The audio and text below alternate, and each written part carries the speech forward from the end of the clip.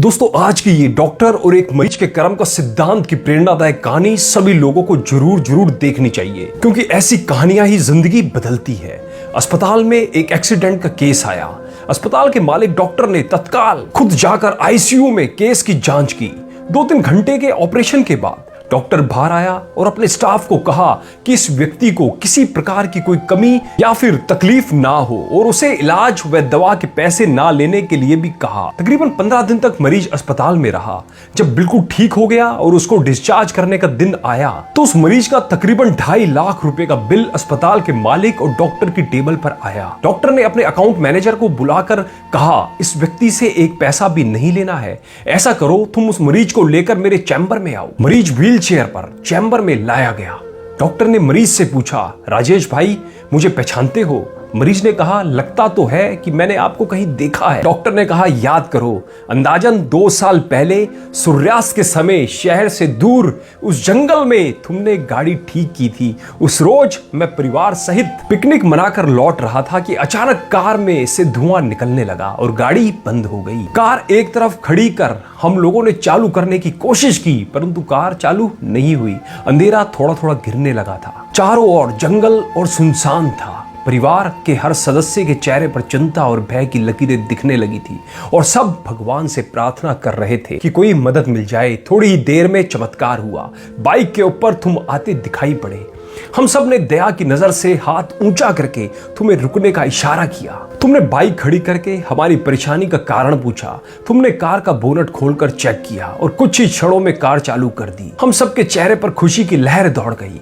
हमको ऐसे लगा कि जैसे भगवान ने आपको हमारे पास भेजा है, क्योंकि उस सुनसान जंगल में रात गुजारने के ख्याल मात्र से ही हमारे रोंगटे खड़े हो रहे थे। तुमने मुझे बताया था कि तुम एक गैराज चलाते हो। मैंने तुम्हारा आभार जताते हुए कहा था कि रुपया पास होते हुए भी ऐसी मुश्किल समय में बहुत बार मदद भी नहीं मिलती। तुमने ऐसे कठिन समय में हमारी मदद की। इस मदद की कोई कीमत नहीं है, यह अमूल्य है। परंतु फिर भी मैं पूछना चाहता हूं कि आपको कितने पैसे दूं? उस समय तुमने मेरे आगे हाथ जोड़कर जो शब्द कहे थे वह शब्द मेरे जीवन की प्रेरणा बन गए हैं। तुमने कहा था कि मेरा नियम और सिद्धांत है कि मैं मुश्किल में पड़े व्यक्ति की मदद के बदले कभी कुछ नहीं लेता।